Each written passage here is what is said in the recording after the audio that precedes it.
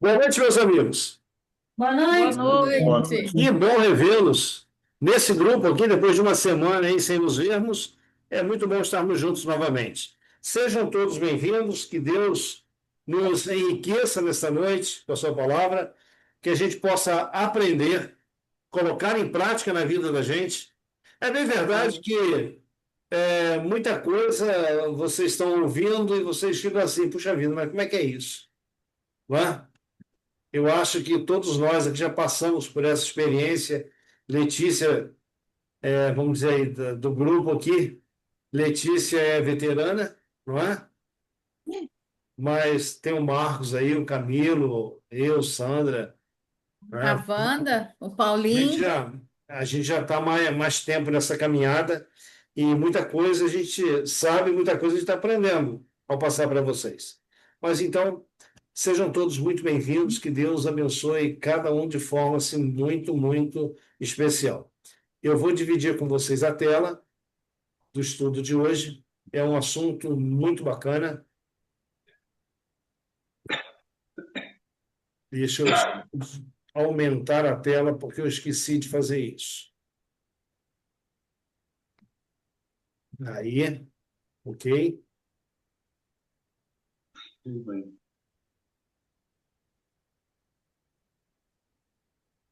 O pique fica assim.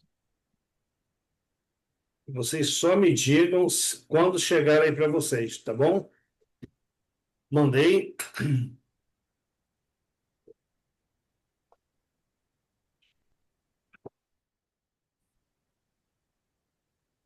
Chegou, né? Isso aí. Maravilha. Meus queridos, hoje esse é o nosso assunto, me fará um santuário. É um assunto muito, muito lindo dentro das Escrituras, porque ele pega desde o Gênesis, a gente vai estudar isso lá no nosso estudo de Gênesis, a gente vai estudar esse assunto aqui, mas no Éden. E aqui a gente vai, vamos dizer assim, a gente vai pegar mais de 2000 anos depois da criação, o assunto de hoje.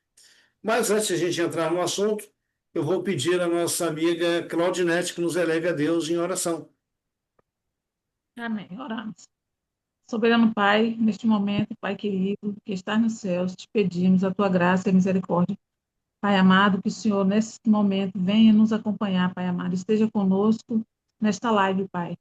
Venha se fazer presente em nosso meio. O Senhor disse, onde tiver dois ou três reunidos em teu nome, o Sim, Senhor sim. está no meio. Então, estamos aqui, Pai, cada um nas suas casas, mas reunidos no teu nome. Amém. Pedimos a tua presença, Pai, que o Senhor venha abençoar o Lutervan, para que ele venha, Pai amado, ministrar a palavra do Senhor, em nome de Jesus, inspirado pelo Senhor, meu Deus. Te Amém. pedimos, Pai, a tua santa e infinita misericórdia, que o Senhor limpe o nosso coração de todo mal, Senhor, para que a tua palavra venha ficar plantada, semeada em nosso coração, para que venhamos entender cada palavra que aqui foi dita, Pai, em nome de Jesus. Te Amém. peço, Pai, a tua santa e infinita misericórdia sobre cada um de nós. Nos abençoe hoje, é o que te pedimos, em nome do Senhor Jesus. Amém. Amém. Amém. Amém. Gente, é, deixa eu fazer uma introdução desse assunto para que o Ricardo possa ter uma compreensão maior e a Mariana também e o Roberto, porque eles são aí os mais novos do grupo e esse assunto eles ainda não foi apresentado para eles, né? Olha só, o povo de Deus, o povo de Israel, ele passou 400 anos no Egito. Dos 400 anos, a maior parte desse tempo, eles passaram como escravos. Bom, como que eles foram parar no Egito? Houve uma grande fome, uma grande seca, uma crise tremenda na terra de Canaã, onde Jacó e a sua família moravam. Então, o que acontece? Jacó, ele envia os seus filhos ao Egito para comprar comida.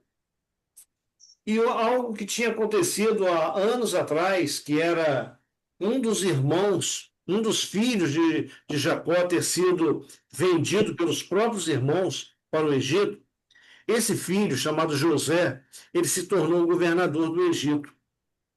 Então, quando José ele reconhece os irmãos, ele faz lá uns arranjos de forma que a família dele desce para o Egito em um total de 70 pessoas.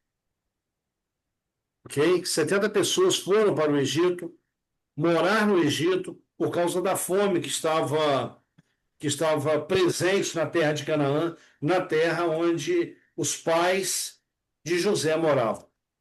Bom, Deus já havia dito a Abraão que o povo, a descendência de Abraão, iria passar cerca de 400 anos numa terra estranha.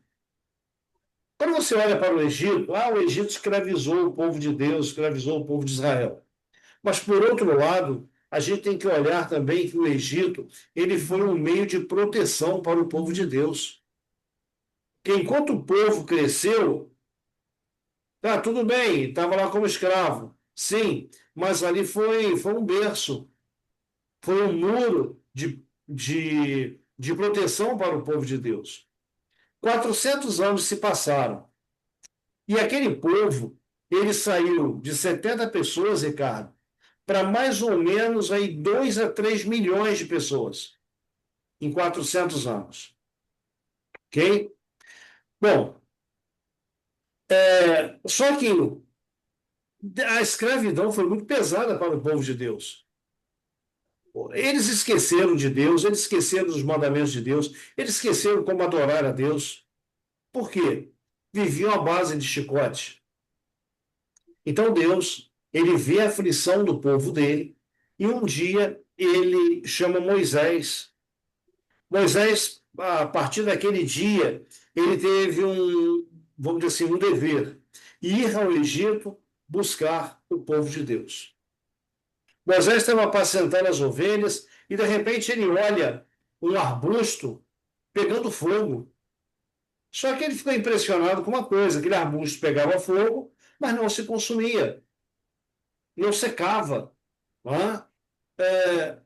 Do meio daquele arbusto veio uma voz dizendo para Moisés: Moisés, tira as sandálias dos pés, que o lugar que você está é terra santa.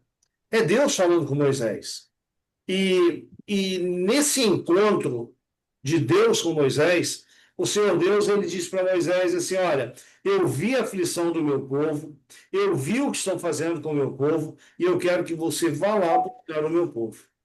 Moisés deu um monte de desculpas, mas no final foi.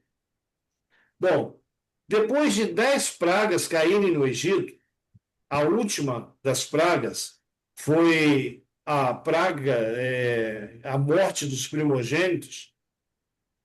Então o faraó, rei do Egito, deixou o povo de Israel ir. E o povo de Israel agora vai para o deserto. Bom, eu costumo dizer, Letícia, que o povo de Israel sabia fazer duas coisas muito bem. Uma delas era o quê? Tijolo. Tijolo. E a outra? Murmurar. Murmurar. Essas duas coisas eles faziam assim maravilhosamente bem. Tijolos e murmurar. Aquele povo que sai agora, uma multidão imensa, quase 3 milhões de pessoas que saem do Egito, Deus ele olha, depois daquele povo ter saído do Egito em cerca de quase 2 meses, Deus ele olha para o povo, olha para Moisés e diz assim: Moisés, a gente tem que colocar esse povo em ordem. E Deus começa a dar diretrizes para que o povo se estabelecesse em ordem. Então, eram 12 tribos. Jacó teve 12 filhos, 12 tribos, 12 grupos dentro do povo. Então, Deus fala assim: olha, na marcha, cada tribo, a Letícia é lá da tribo de Judá. Quando o povo entrasse em marcha, Letícia tinha que ir lá para a tribo dela e marchar junto da sua tribo. Mas eu queria ir marchando com a Claudinete, que a gente tem umas coisas aí para contar. Não. Cada um na sua tribo. Claudinete na dela, Letícia na dela, Ricardo na dele, Lutervó na dele, e assim sucessivamente. Ok? Quando o povo acampava, o povo se misturava. Embora havia os acampamentos, ó, aquele lado lá é para uma tribo, aquele para outro, não é? Havia o acampamento, então o povo se misturava para conversar, trocar ideias e tudo mais, né? Se sociabilizar. Mas mesmo assim, era necessário por ordem. Então, quando você vê as leis que Deus estabeleceu, eram leis para proteção do povo, eram leis que iria colocar o povo de uma forma ordeira. E nessas leis que Deus deu, chegou um momento que Deus ele fala para Moisés: olha, Moisés, eu quero habitar no meio de vocês. Eu habitando no meio de vocês, vai ser mais fácil eu ensinar o povo como o povo deve viver. Mariana, pensa bem, pensa nessa, pensa nessa frase. Deus falando, eu quero habitar no meio de vocês. Como seria isso? Você já pensaram nisso? Esse Não. assunto do santuário, ele traz para a gente essa resposta. Como foi que Deus habitou no meio do seu povo? Bom, quero fazer uma outra pergunta a vocês. Quantos aqui têm o hábito de ir à igreja? Eu tenho, Letícia tem, Claudinete, Marcos, Sim. a dona Sandra aqui do lado, Wanda, que foi abduzida lá, também tem, não é? O Camilo, Claudinete, todos nós temos aí. Ele nem tem vindo, aqui tem sido a nossa igreja, né? Mas olha, é, a gente vai à igreja com um propósito. A gente vai à igreja para adorar a Deus. Ali é um lugar de adoração. Ali é um lugar onde Deus se faz presente no meio da congregação, no meio do seu povo. É muito importante, sabia? É muito importante a gente congregar, principalmente aqueles que têm crianças. As crianças, elas precisam, desde pequenininhas, elas precisam ter o temor de Deus, aprender o temor de Deus. Por quê?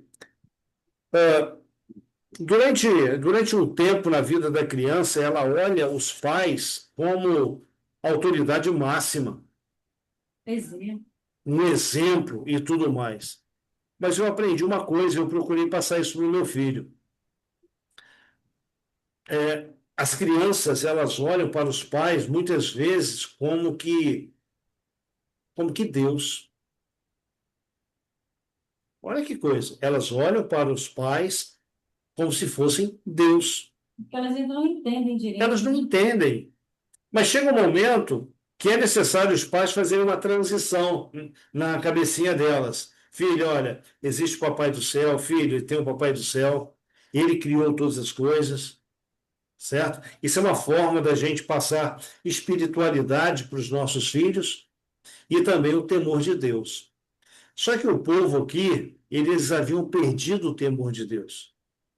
400 anos lá, maior parte desse tempo debaixo do chicote, então Deus agora iria educar o povo novamente, mostrar para o povo que existia um Deus soberano, um Deus sobre todos os deuses. É interessante que no Egito, o povo egípcio adorava N deuses, muitos deuses. Tinha Deus para tudo, ok? Como na cultura babilônica, da mesma forma. Na cultura grega, na cultura romana, havia Deus para todo tipo e todo gosto. Bem, e Deus, ele, ao trazer o povo de Israel do Egito para fora, para o deserto, Deus fez do deserto para o seu povo, Deus fez uma escola. Então, o deserto foi a sala de aula onde o povo de Israel aprendeu tudo aquilo que precisava ser aprendido. Então, vejamos: um dia Deus chama Moisés e Deus dá uma ordem a Moisés. E essa ordem, ela invocava o seguinte: olha, e me farão um santuário e habitarei no meio deles. Então, a pergunta que eu fiz lá atrás para Mariana, imagina só, Deus habitando no meio do seu povo, como seria isso? Né? Então, para Deus habitar no meio do seu povo, lá no passado, ele dá uma ordem: olha, vocês vão fazer um santuário. O que é um santuário? Um santuário é um templo, é um lugar de adoração. E eu vou estar ali, e vocês virão ali, e eu atenderei vocês ali. E eu manifestarei a minha presença ali, 24 horas por dia. Então, gente, Moisés recebe essa ordem. O que me chama a atenção, Mariana, Ricardo, Roberto, Eleneir, é essa expressão aqui, ó, no meio. Isso aqui é tão presente na Bíblia, de Gênesis até Apocalipse, é tão presente que sempre foi desejo de Deus estar junto, estar no meio do seu povo. Quando Jesus ele veio à Terra, ele veio com, vamos dizer, com um nome, com um título, que era Emanuel. E Emanuel quer dizer Deus, Deus conosco. Não é? Então, quando Jesus morre na cruz, aonde que ele estava? Em que posição ele estava? No meio. No meio, entre dois ladrões. Um aceitou a salvação dele, o outro rejeitou. Mas essa expressão aqui no meio, ela se encontra em Gênesis, se encontra nos Evangelhos, se encontra também no Apocalipse. Sempre foi desejo de Deus estar no meio do seu povo. Ok? Bom, mas é dada uma ordem. Se você tomar na sua Bíblia, em Êxodo, capítulo 25, versículo 9 e o 40, você vai ver ali o seguinte, que Deus ordenou a Moisés, Êxodo 25, que é o segundo livro da Bíblia, vale a pena a gente ver esses dois versos. Deus deu a Moisés vamos dizer assim, uma amostra do que ele queria que Moisés fizesse. No verso 8, nós temos essa ordem. Opa. No verso 8 você tem essa ordem. E me farão um santuário e habitarei no meio deles. Mas, de repente, na mente do povo, podia passar assim na mente de Moisés, mas como vai ser esse santuário? Então, no verso 9 e o 40, o que nós lemos aí? Façam tudo como eu lhe mostrar, conforme o modelo do vernáculo a cada utensílio. Verso 40, por favor. Tem a impressão que é o último verso. É o 40, né? Isso.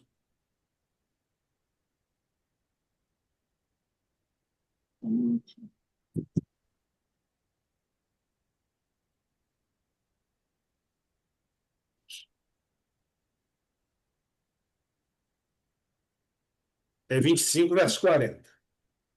É 25. Verso 40. É o 9 e o 40. Os dois versos tratam do mesmo assunto.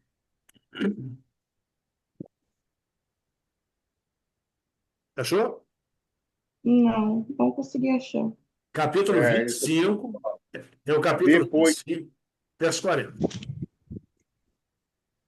Está na mesma página. Eu já achei aqui, ó. E o Roberto, então, gente, ela leu o 40 para a gente. Oi? Leia o 40 para nós, por favor. Depois que tudo faças segundo o modelo que te foi mostrado no monte. Olha só, se vocês observarem os dois versos, tanto o 40 quanto o 9, ele falou duas vezes. Era importante o que Deus estava falando? Sim. Sim. Veja, quando Deus fala uma vez é importante. Quando Deus fala duas vezes é muito importante. Quando ele fala três vezes, extremamente importante. Então Deus está falando duas vezes, Moisés, preste atenção. Você vai fazer conforme o modelo que você viu, conforme o modelo que eu te mostrei no monte. Bom, então veja bem. Havia um modelo. Quando você vai lá para o Novo Testamento, Lá no livro de Hebreus, capítulo 8, capítulo 9, você vai ver que no céu tem o original. Lá vem dizendo que Jesus entrou no santuário, no tabernáculo feito não por mãos humanas, mas pelo próprio Deus. Então havia no céu um santuário. E Deus, o que faz? Deus dá uma amostra do que ele queria que Moisés fizesse, Deus dá uma amostra para ele. E essa amostra é chamada de modelo. Quando, quando eu, Letícia, a gente trabalhava com roupa, era muito comum na confecção a gente ter essa palavra aqui, modelo. Usava bastante o tempo todo. Modelo. Ou seja, você fazia um modelo e a partir dali você fazia o quê? As outras peças.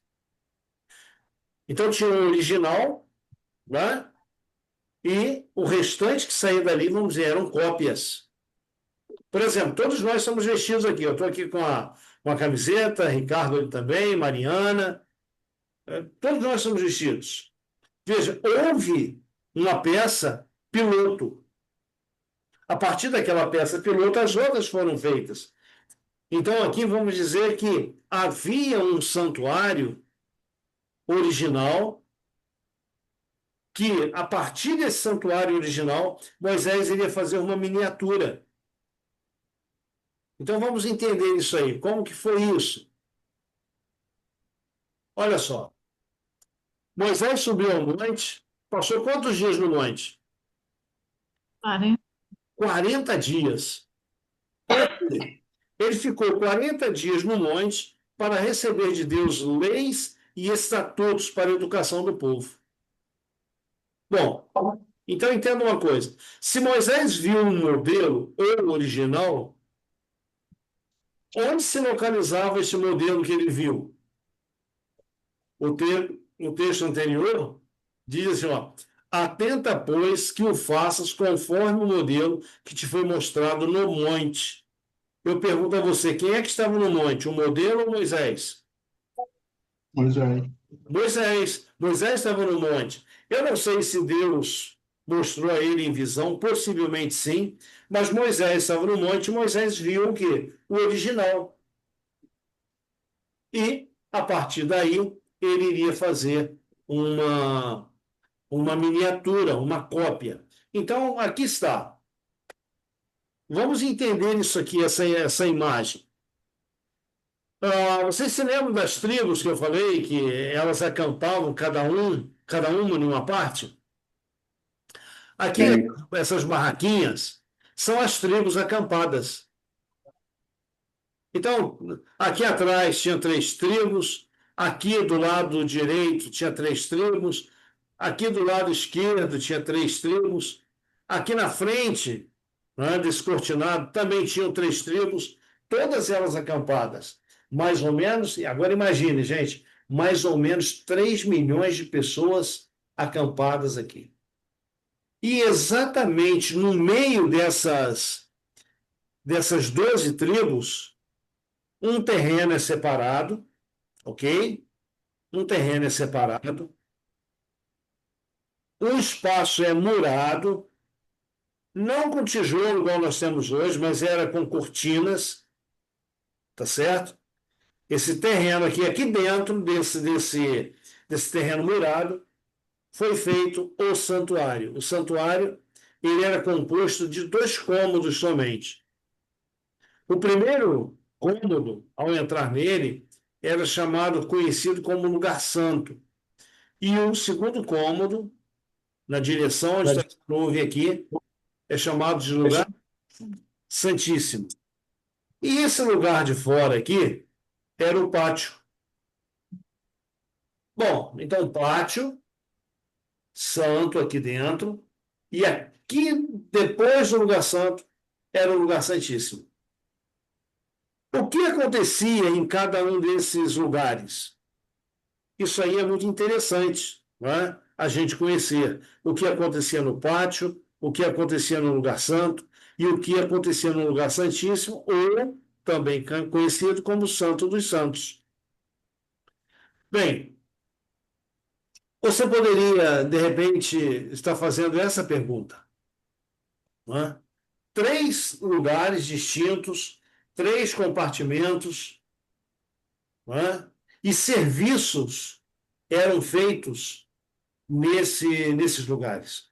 Deixa eu dizer uma coisa para vocês, que eu esqueci de falar há pouco. Eram 12 tribos, ok? Uma das tribos foi escolhida por Deus para, para trabalhar daqui para dentro. Trabalhar no pátio, no Santo e no Santíssimo. Essa tribo foi chamada a tribo de Levi. Por que a tribo de Levi? Teve uma época atrás, não muito distante aqui, que Moisés estava no monte, recebendo as orientações de Deus, as leis, os mandamentos, estatutos para a educação do povo. E, de repente, quantos dias mesmo que Moisés passou no monte? 40. 40 dias. Moisés está lá em cima, Roberto. Deus escrevendo em tábuas de pedra os mandamentos, Deus orientando Moisés. De repente, o povo lá embaixo vira e fala assim: ah, esse Moisés deve ter morrido lá em cima, que já é 40 dias que ele saiu daqui e não aparece. Ah, ele morreu. Primeira coisa que o povo pensou: vamos voltar para onde? Egito. Para o Egito. O Egito. Voltar para o Egito. Então, o que eles fizeram? Cataram o ouro de todo mundo, fizeram um bezerro de ouro e começaram a fazer um carnaval em volta do bezerro de ouro, dançando, adorando aquele bezerro de ouro. E lá em cima, no monte, lá no Monte Sinai, ou no Monte Horebe, como a gente pode chamá-lo também, como é o nome do monte, Horebe, Deus fala para Moisés assim: olha, desce, porque o teu povo se corrompeu. Desce, porque o teu povo se corrompeu. E quando Moisés chega lá no acampamento, estava todo mundo dançando em volta do bezerro de ouro, fazendo a maior festa, e Moisés pega as 2 tábuas escritas pelo dedo de Deus, os mandamentos, dos 10 mandamentos, e arremessa, e as tábuas se quebram.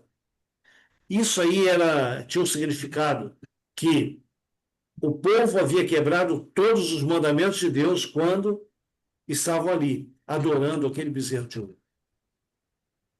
Bom, só teve um porém.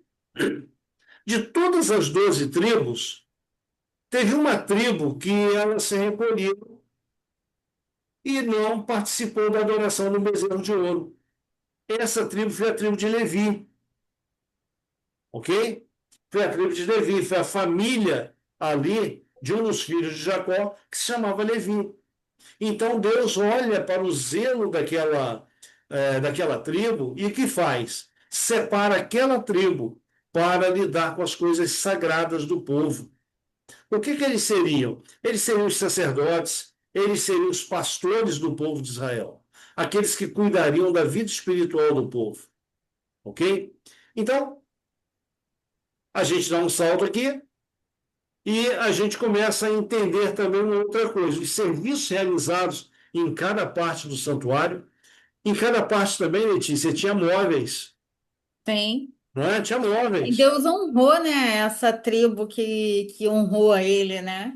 É muito bacana. Letícia, mas Isso parece até um teste, né, na verdade. E a única que passou no teste, né, foi foi essa. a tribo de Levi. Agora, olha, Letícia, você tocou uma coisa muito importante. Será que Deus ele faz a mesma coisa hoje? Ah, faz, né? Com certeza, Só né? que aí tá difícil de achar os Levi, né? Os levitas, né? Porque a gente acha que a gente cai em todos os testes. Tá difícil de passar. Mas sabe, uma coisa que eu tenho observado. Você disse que Deus honrou os levitas, a tribo de Levi. Mas hoje também, quando nós somos fiéis a Deus, Deus também nos honra. Deus também, ele cuida da gente assim de uma forma muito especial. E as pessoas, elas veem esse cuidado de Deus na nossa vida, porque mesmo que você não faça para si, mas você é diferente. Entendeu?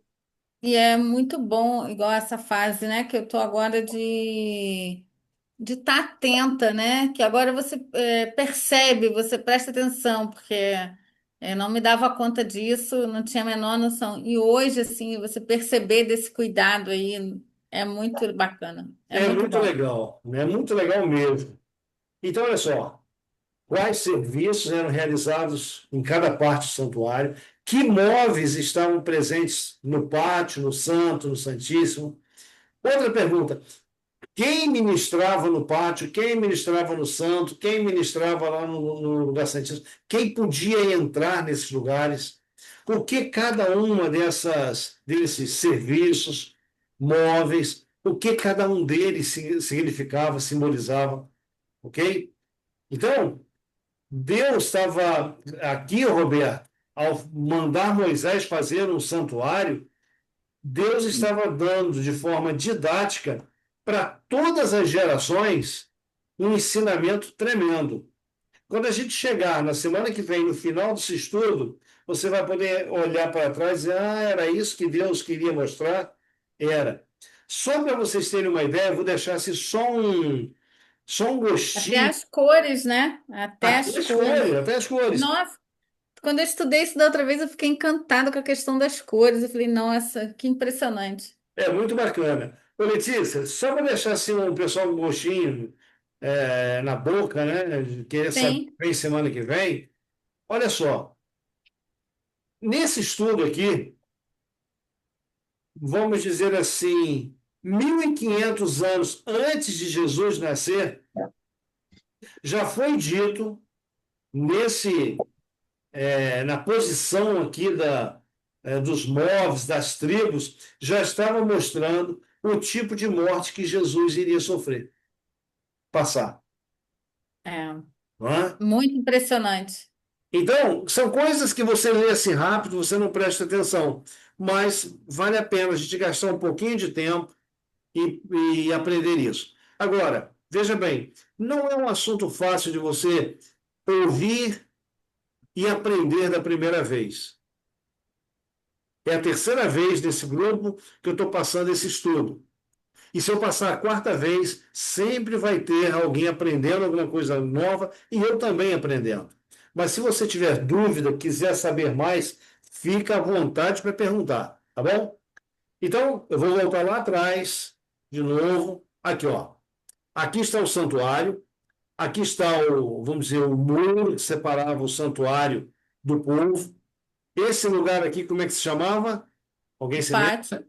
Era o pátio. Era o pátio. Então, a gente vai ver primeiro o pátio. Vocês observam que no pátio tinha aqui, ó. Isso aqui é um altar.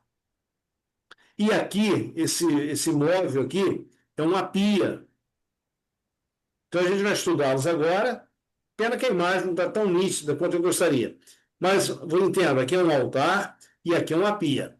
Tudo bem? Vamos lá. Aqui está. Como vai ficar gravado, vocês podem pegar depois todos esses versos e estudar um a um.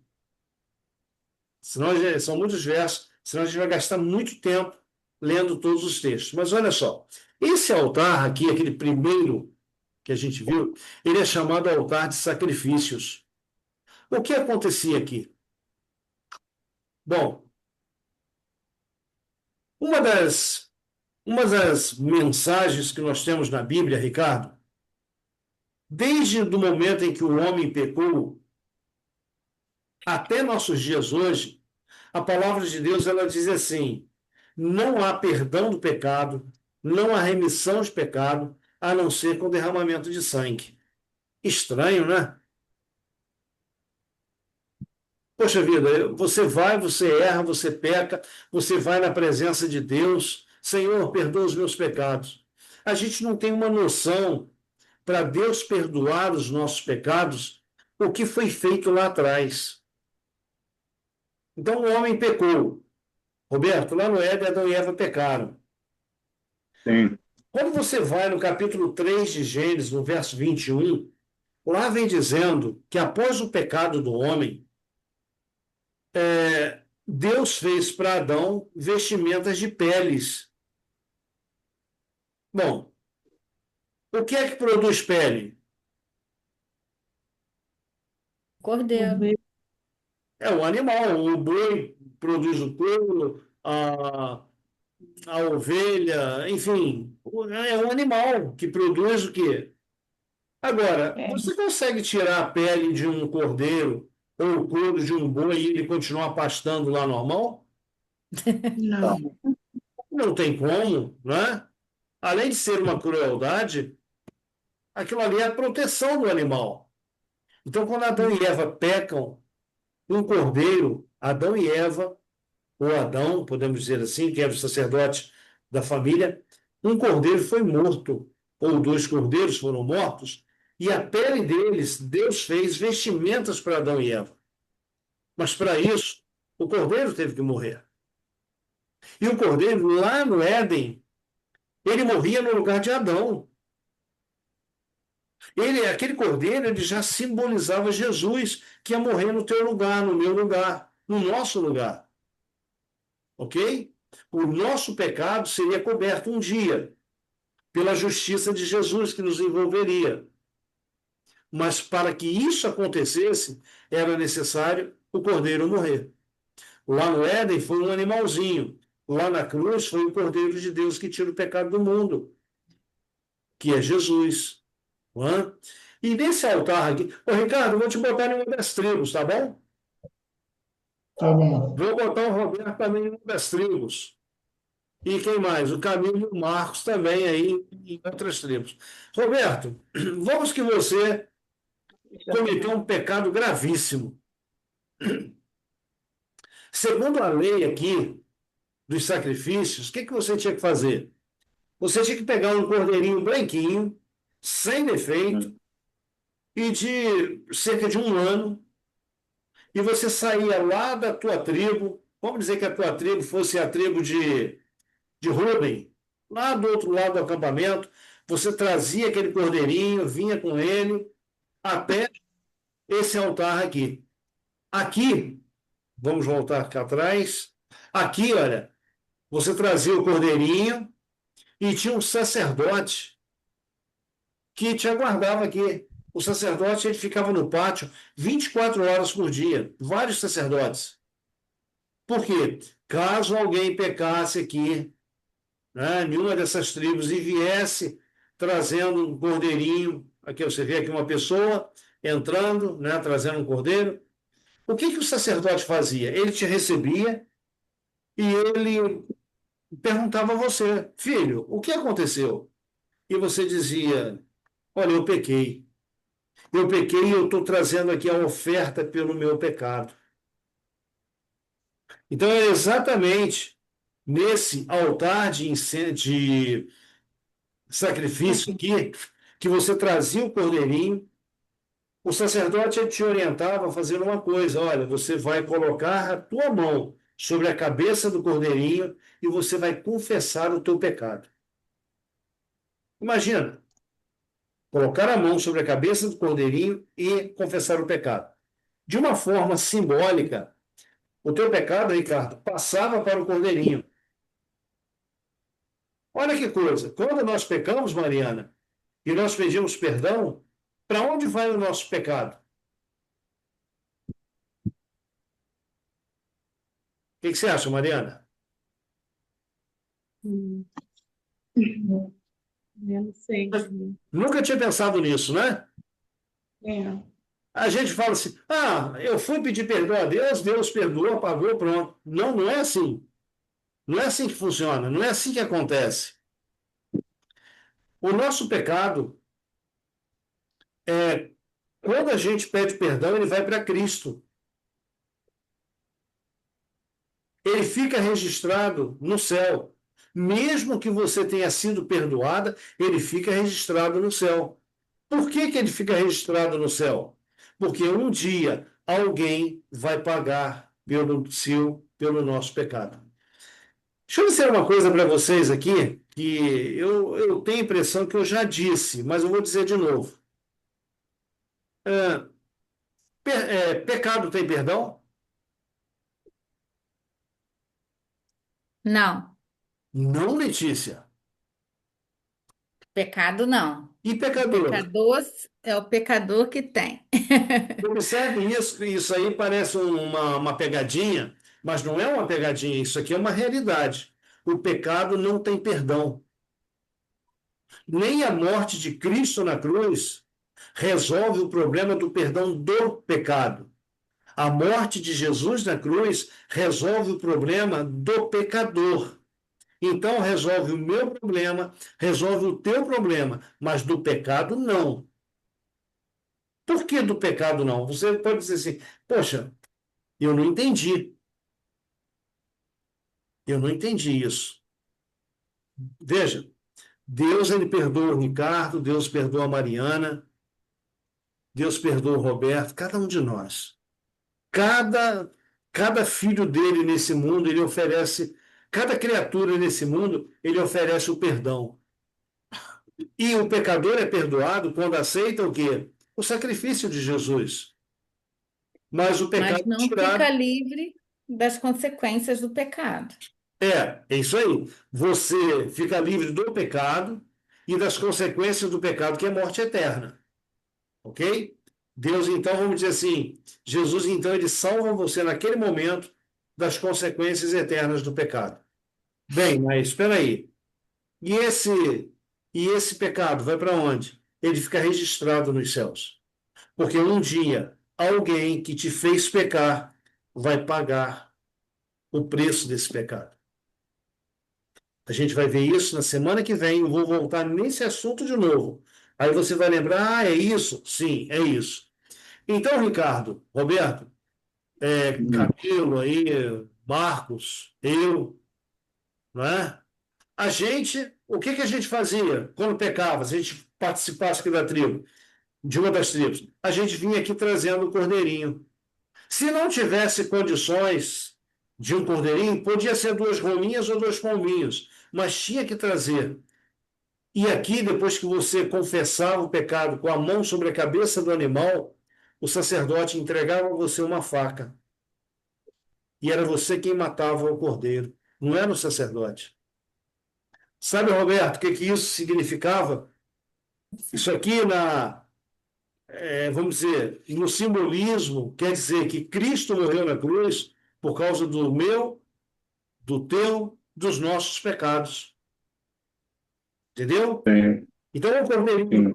por causa do pecado lá, do pecador que ele levou ele lá. Cristo morreu na cruz por causa dos meus pecados. O cordeirinho morria, o pecador era perdoado. O pecador voltava para casa tranquilo. Não, eu fui perdoado. Você vai a Jesus, você pede perdão, acontece a mesma coisa. Você pode colocar a tua cabeça no travesseiro e dormir tranquilo. Você foi perdoado. Bem, acabou aí? O que vem depois? Veja bem, entre o santuário e o altar de sacrifício tinha uma pia. E essa pia, está lá em Êxodo 31, versículo 17 a 21. Essa pia, Mariana, Claudinete, Leneir, era, tinha água nela. Essa pia ela também simbolizava dois momentos do ministério de Jesus. Vamos lá. Logo quando Jesus começa o ministério dele, ele passa por uma experiência lá no Rio Jordão. O que foi? Alguém lembra? Batismo? O batismo. Tá? Então veja, aqui tinha água. Jesus ele passa pela experiência do batismo quando ele começa o ministério dele.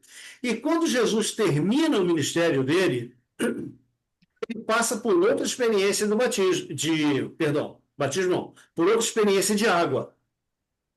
Qual foi Lava-pés. o lava-pés na Santa Ceia? Então veja bem, Quando essa pia aqui, ela era multifuncional.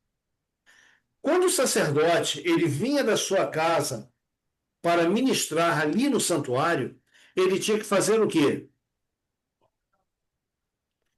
Se lavar, se Tinha que purificar. lavar suas mãos, lavar os seus pés, porque eles vinham empoeirados de fora. Então, dentro ali de tudo que compunha o santuário, Deus não permitia que sujeira e impureza penetrasse. Então, a primeira coisa, eles tinham que se lavar. Ah, mas e quando eles iam embora? A mesma coisa. Ele não trazia para dentro do santuário nada de fora e não levava para fora nada de dentro. Ok?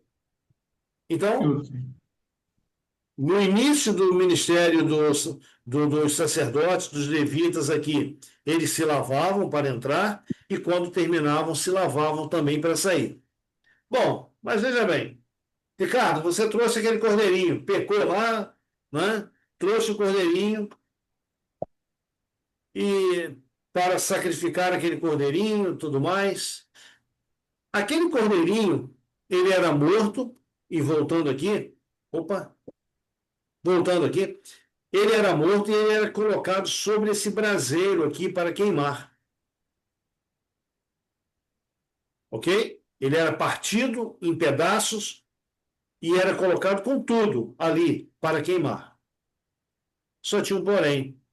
Sabe aqui a água também servia para lavar o cordeirinho.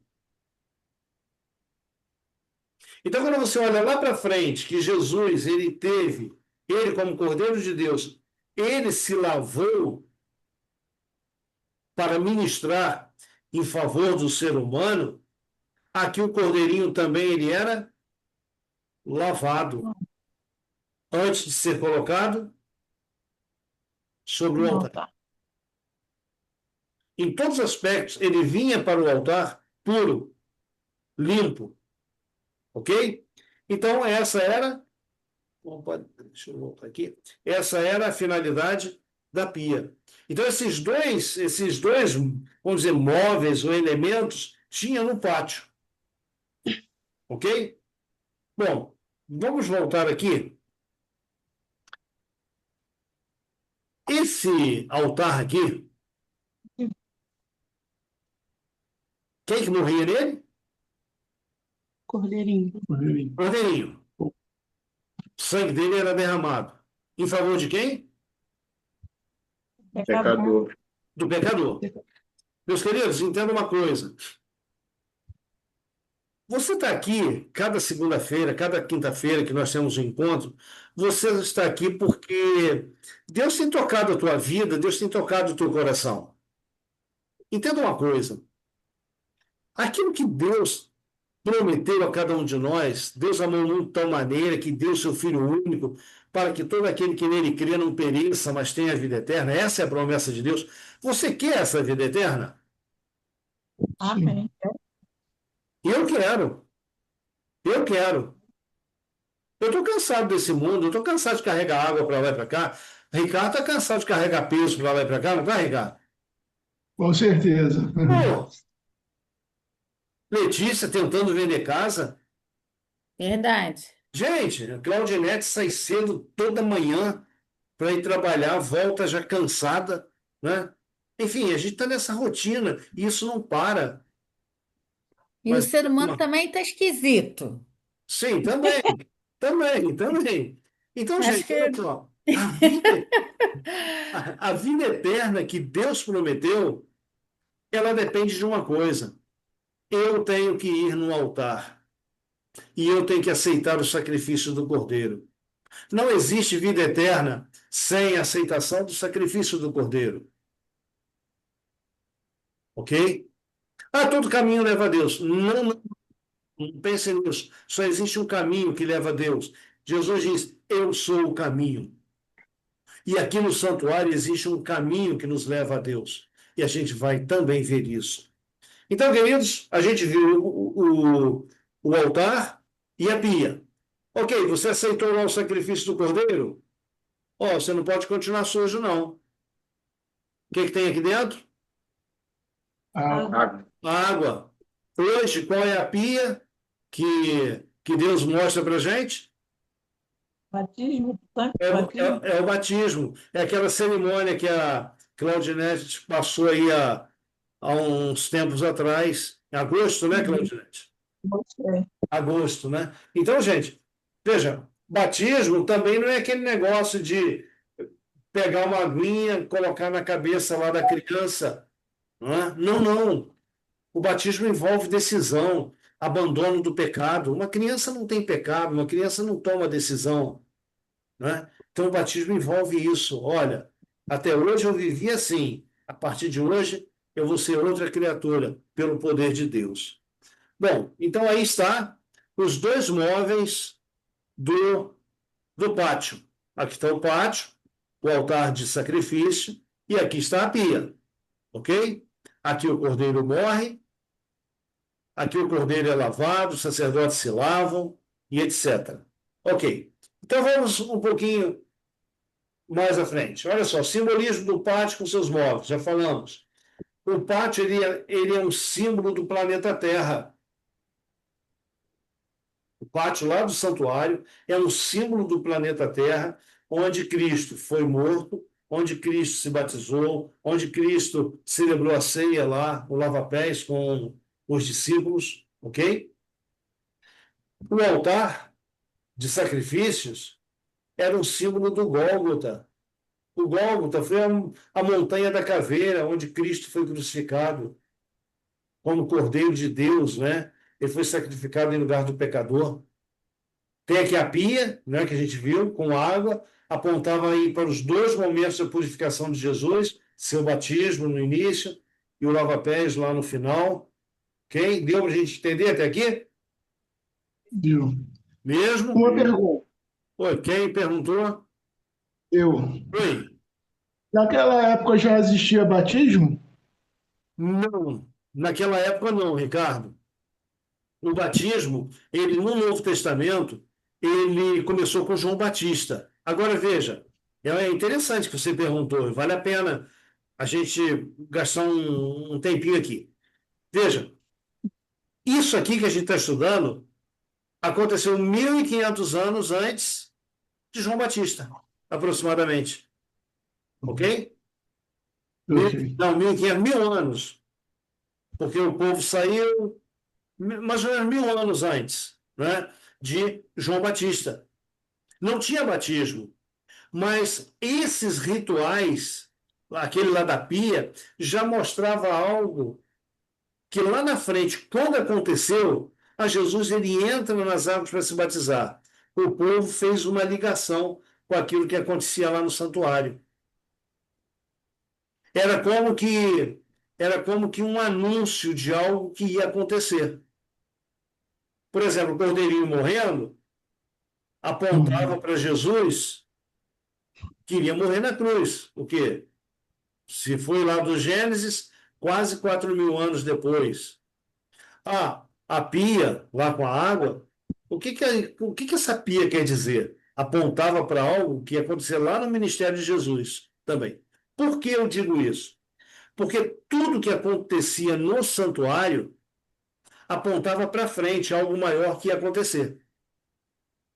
E tudo envolvendo quem? A pessoa de Jesus. Ok? Então lá não tinha batismo, mas lembrava algo que ia acontecer. Tá certo? Sim. Ok? Bom, vamos ver no lugar santo. Deixa eu só mudar isso aqui para cá. Aqui. Olha só, o lugar santo.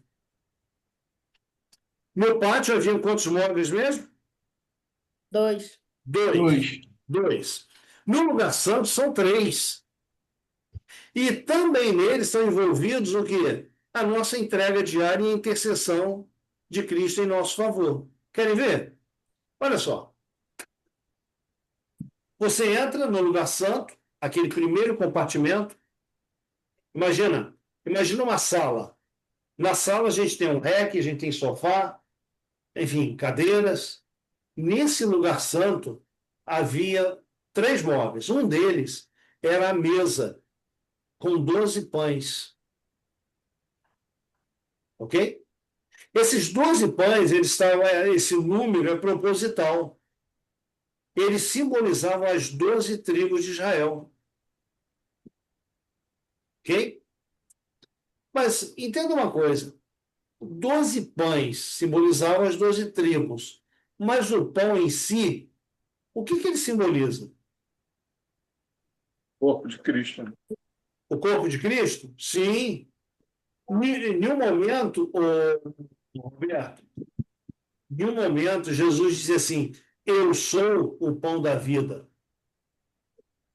Aqui tinha 12 pães, era a totalidade das tribos.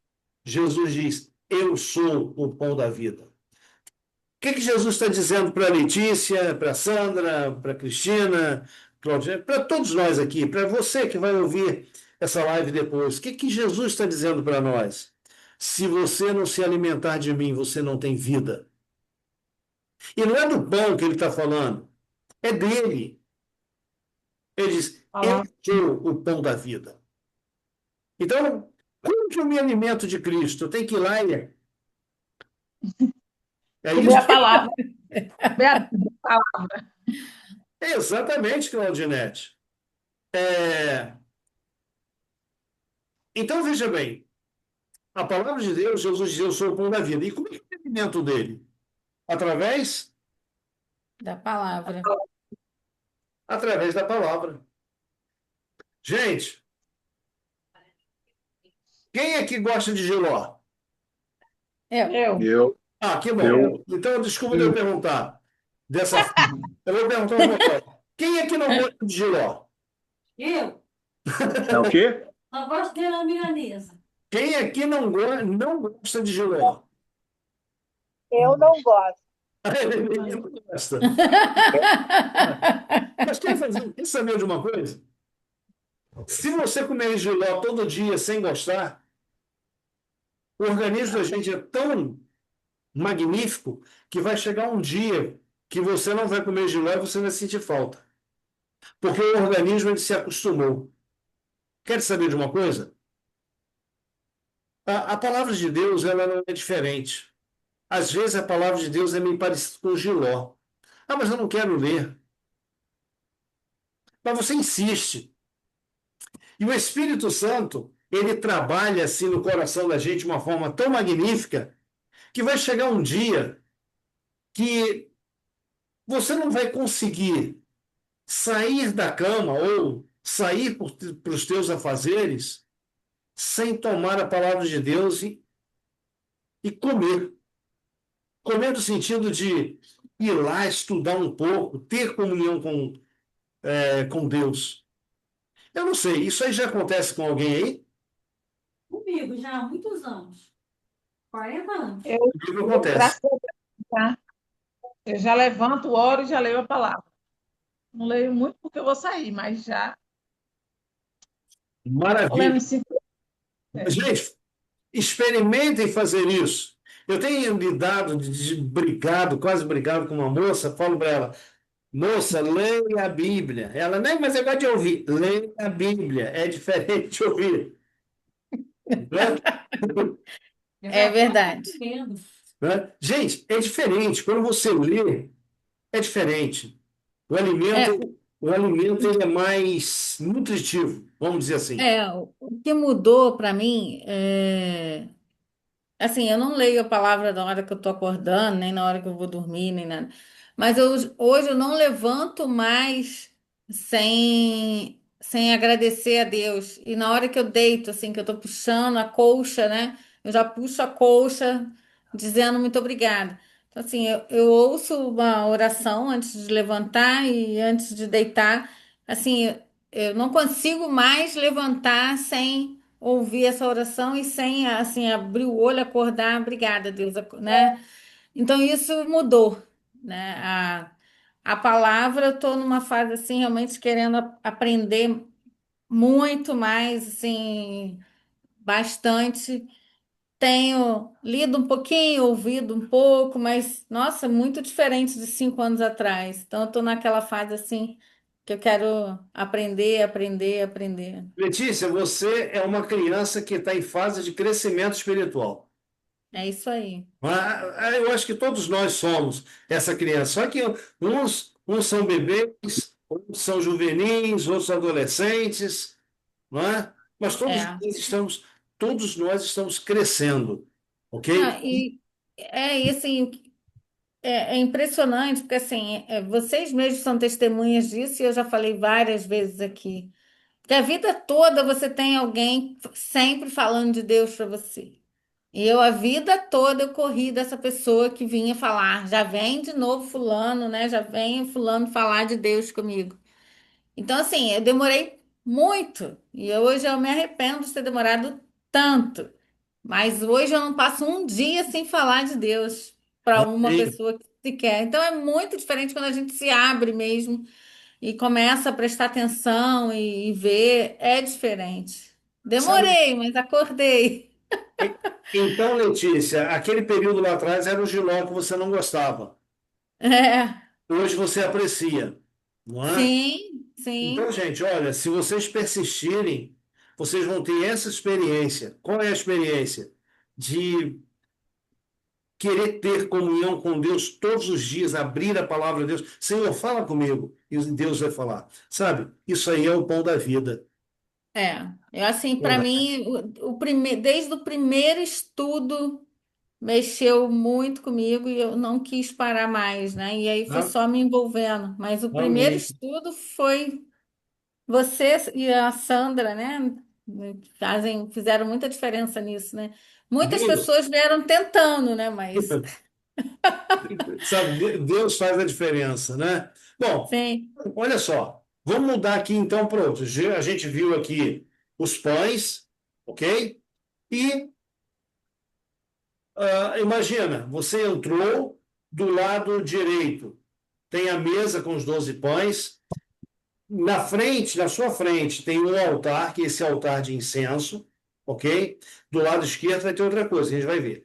Esse altar de incenso, ele é muito significativo. Ricardo, tu pegou e levou o cordeirinho lá no altar, não levou?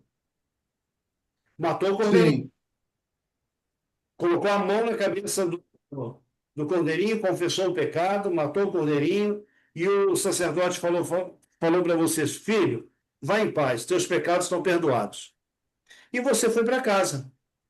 Só que aquele sacerdote, ele, ao tomar o cordeiro, também o pecado que de você passou para o cordeiro, agora o sacerdote, ele vai registrar aqui no lugar santo o teu pedido de perdão e vai deixar registrado aqui os teus pecados. Ele não sabe, você não confessou para ele os teus pecados. Você confessou colocando a mão na cabeça do cordeirinho. Então, fica registrado aqui no santuário os teus pecados e o teu pedido de perdão. Você está livre dos teus pecados. Mas lembre disso, ficou registrado no santuário. Você foi perdoado, mas o teu pecado está registrado. Não é mais teu. Você está limpo, livre desse pecado. Ok? Então, nesse altar de incenso, aqui, o que o sacerdote fazia? Ele vinha lá de fora do altar de sacrifício, com brasas, com incensário, chegava aqui, ele colocava as brasas e derramava o incenso em cima. Eram folhas aromáticas, moídas, e o lugar santo ele ficava todo perfumado, né? Tem pessoas que gostam de ter incenso em casa, e quando você acende, puxa, a casa toda fica perfumada, né? E o lugar santo ficava perfumado. O acender esse incenso,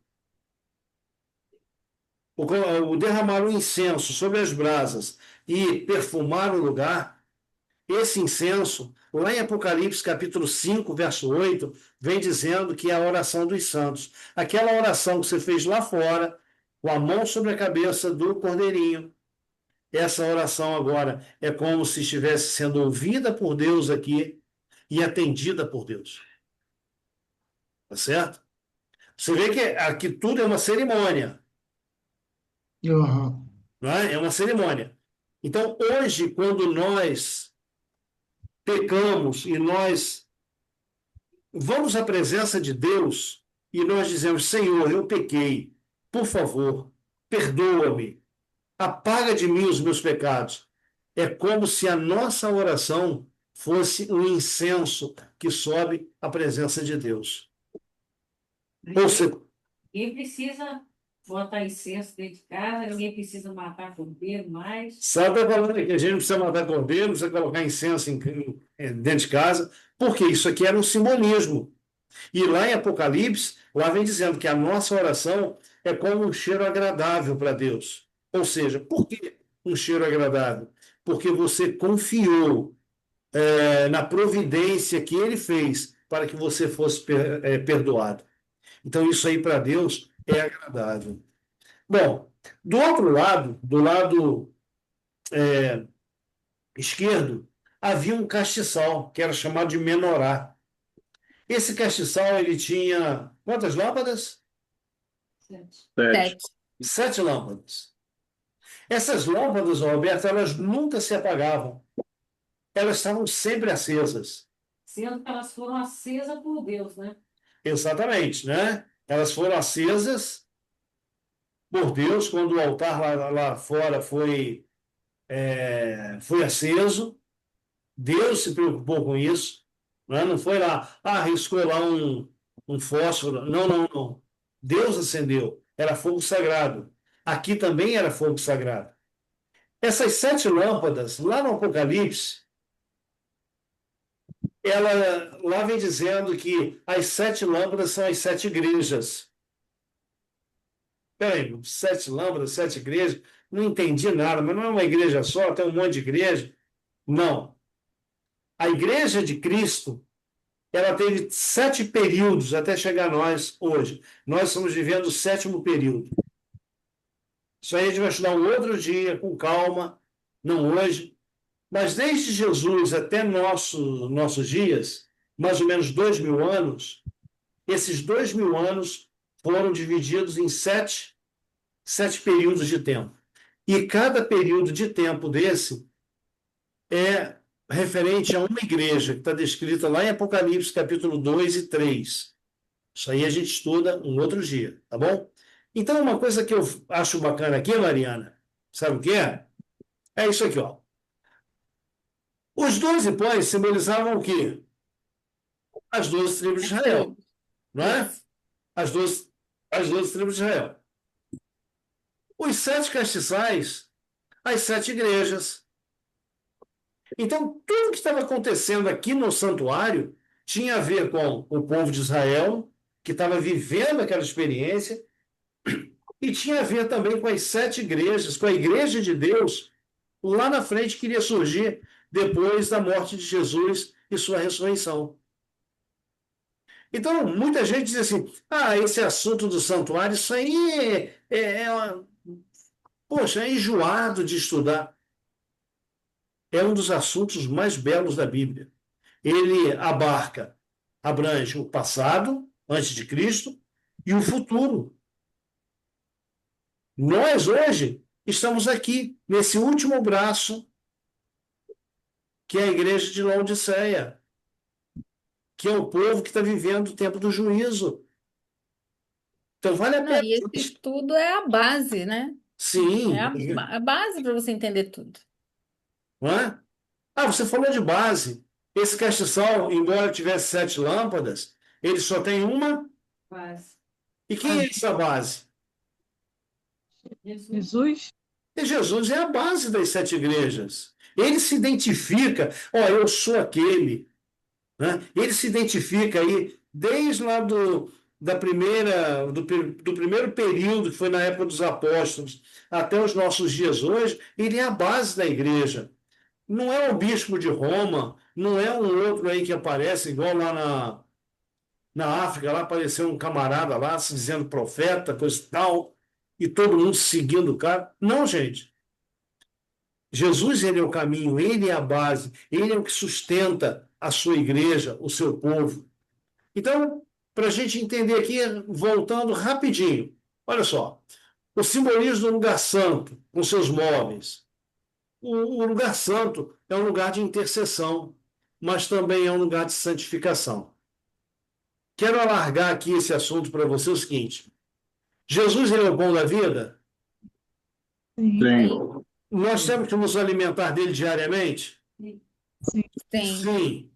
Uma vida sem Cristo é uma vida sem Luz. luz. Jesus diz: eu sou a luz do mundo. Eu vou dizer mais singular.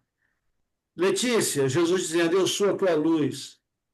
Roberto, Jesus está dizendo para você: eu sou a tua luz. Se eu não for a tua luz, você está em trevas. Entenda isso. Se Jesus não iluminar a nossa vida, nós estamos em trevas. Mas também, veja, quando você peca, quando eu peco, quando nós pecamos, Jesus é aquele que intercede, ele cita o teu nome diante de Deus e diz: Pai, eu morri pela Letícia, eu morri pelo Eleneir, eu morri pelo Marcos, eu morri pelo Camilo, pela Wanda, perdoa eles.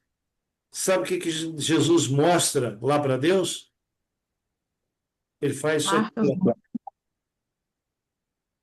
Ele mostra Marcas. marcas. as marcas.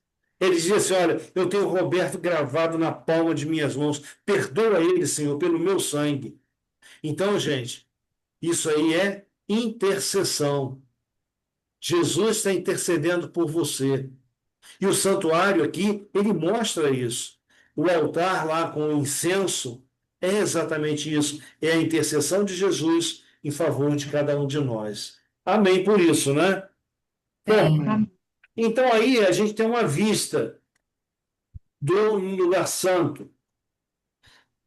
Aqui está a mesa com os 12 pães, aqui está o castiçal, e aqui está, como é que chama isso aqui mesmo?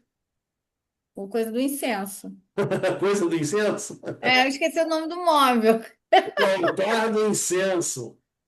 Hã? O altar do Altar. incenso. Altar, né? Poxa, nem Isso, era uma isso. palavra difícil, né? Então, a gente está aprendendo, Letícia, a gente está aprendendo. Então, olha só, aqui, vamos dizer, ele cortado, né, para a gente poder olhar para dentro. Aqui está o lugar santo e aqui o lugar santíssimo. Para você sair aqui do pátio e entrar no lugar santo, tem uma porta feita de cortinas. Para você passar do santo para o lugar santíssimo, também tem uma cortina ou um véu. E uma coisa que me chama a atenção, Claudinete, aqui, é que este véu ele tinha 3 cores: azul, vermelho e roxo. 3 cores. Cada uma dessas cores, veja, apontava para, para o ministério de Jesus. Querem ver uma coisa? O que vocês acham que simboliza o azul? Eu vou perguntar para quem ainda não estudou. Mariana, Isso. Mariana, azul, o que você acha que simboliza? Veja, pensando no ministério de Jesus.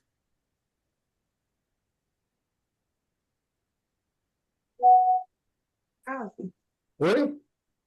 o céu, O céu? Tá, vamos lá. Roberto, o que você acha? O azul simboliza o quê? Também. Pode ser o mar também, né? Como o mar também é. Mas veja, é no ministério de Jesus. O que o azul, aqui nas cores do véu, simboliza, no caso, no ministério de Jesus? Uma vez que todo santuário aqui aponta para Jesus. Então vamos lá. O azul, lembra, Letícia, o que era?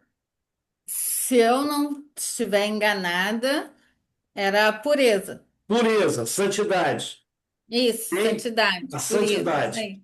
Isso. Bom, a segunda cor qual era mesmo? O vermelho, né? O vermelho. É o sangue. Ah, já soprou para o Ricardo. Ah, mas aí o vermelho já ia ser fácil para eles.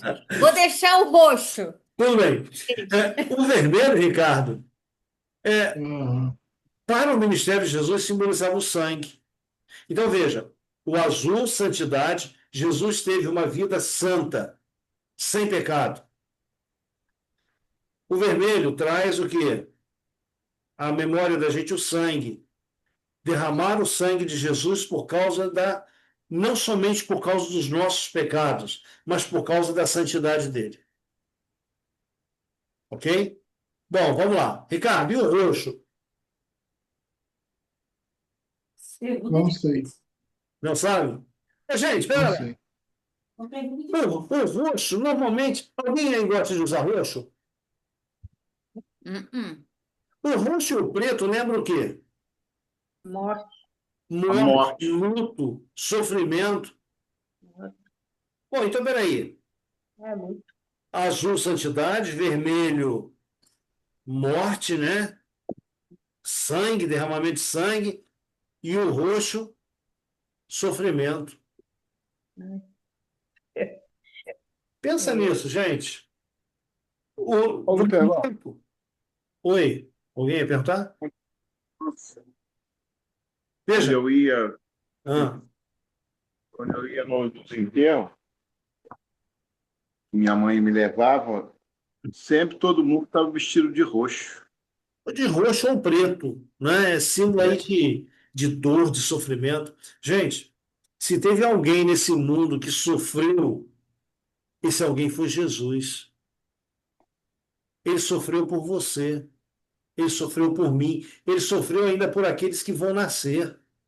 Ele se entregou, angustiou-se.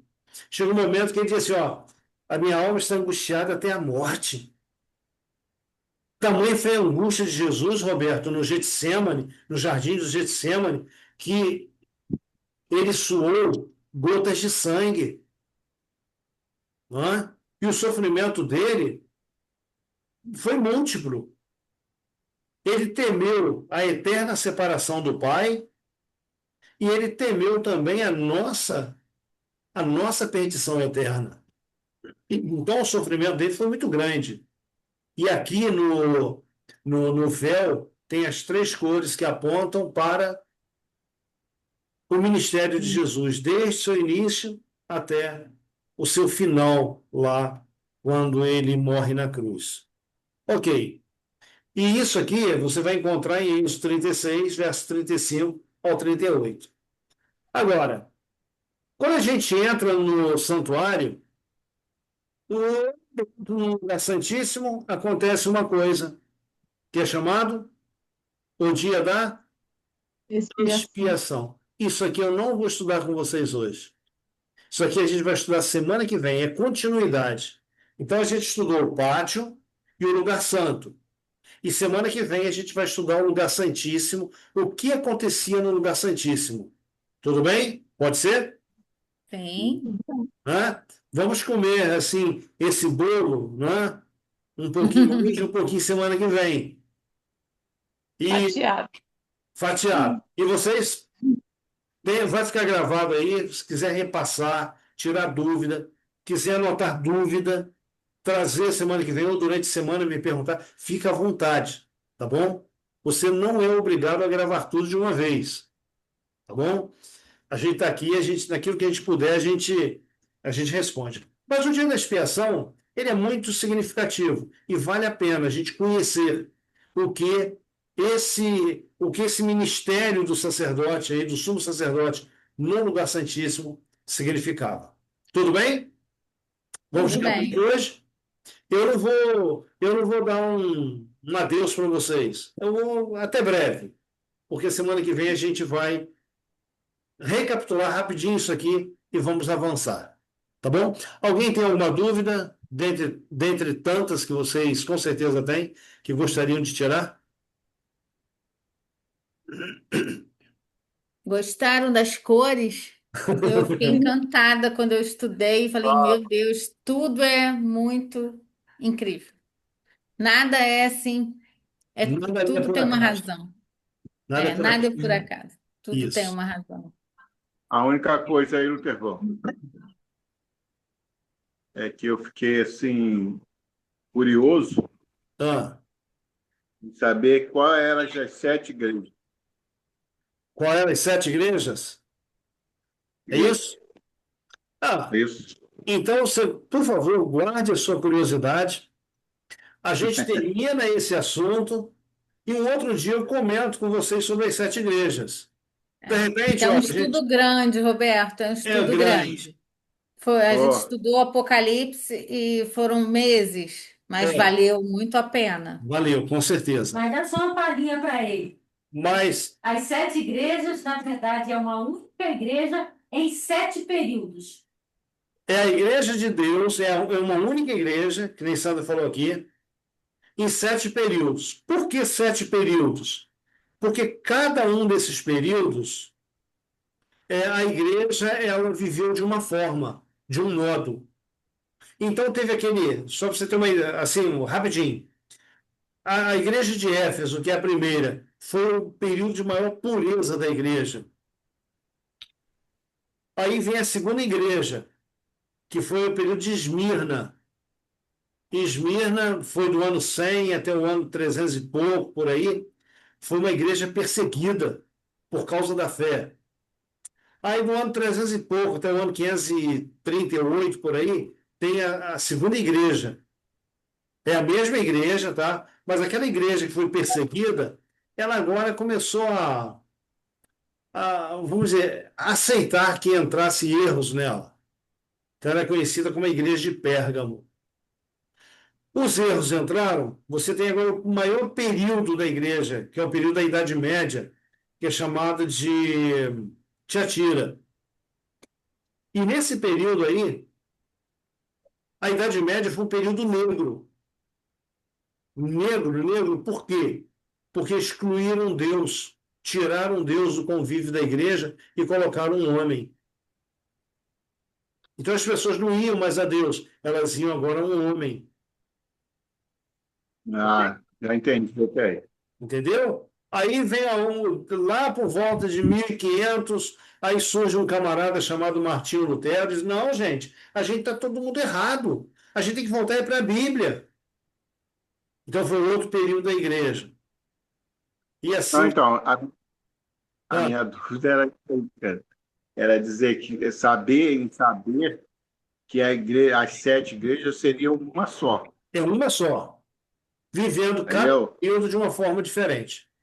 Essa que é a minha dúvida. Beleza. Então, gente, segurem isso aí. A gente estuda esse assunto um outro dia. Tudo bem? E olha, é muito interessante também. Olha, eu vou dizer que você estuda esse assunto das 7 igrejas, você tem uma compreensão maior, porque tantas e tantas e tantas igrejas no mundo que a gente vive hoje. Todas elas dizendo: eu tenho a verdade, mas cada um ensinando essa verdade de uma forma diferente daquilo que a palavra de Deus nos ensina. Bem, ok, vamos orar? Vamos dar graças a Deus por esses momentos? Maravilhoso Deus e nosso bondoso e eterno Pai, nós te louvamos, Senhor, nesta noite. É um estudo precioso, esse estudo do santuário. Aqui nós deixamos slides com passagens bíblicas para, com o tempo, cada um poder avaliar aquilo que foi estudado. Toma, Senhor Deus, nas tuas mãos cada um dos teus filhos, aqueles que vão assistir essa live depois, esse estudo depois, que todos sejam cheios da tua graça, da tua bondade e da tua misericórdia. Amado Deus, daqui a pouco vamos nos recolher em nossos leitos para descansarmos. E te pedimos em nome de Jesus que o Senhor nos guarde, nos fortaleça, que o Senhor restaure as nossas forças para que amanhã, sendo da tua bondade, da tua misericórdia, nos levantemos para mais um dia de trabalho. Fica conosco, nos guarde, derrama sobre nós a unção do teu Espírito e que Cristo seja o nosso alimento diário e a nossa luz. Em nome de Jesus. Amém, Senhor. Amém. Amém. Meus queridos, muito, muito bom estar com vocês. Quinta-feira a gente continua. Ô, Mariana, Ricardo, na semana passada, quando a gente estudou na quinta-feira, deve ter dado um nó na cabeça de vocês, tanto nome, né, que vocês nunca ouviram, né? Elohim, Shamarim, né? No estudo dessa semana a gente não vai ter isso, né? Era necessário que a gente estudar aquilo ali por uma questão de origem, a gente saber a origem dos nomes e tudo mais. Essa semana vai ser mais fácil aí da gente entender, né, ali o livro de Gênesis. Então, que Deus abençoe vocês, que Deus os abençoe, e aqueles que estão nesse grupo aqui, estão lá no outro grupo, que a gente, quinta-feira, a gente se encontre novamente. Tá bom? Amém. Gente, Amém. boa noite para todos. Tchau, gente. Boa Deus noite. abençoe. Boa noite. Até mais. Se Deus quiser. Amém. Amém. Amém.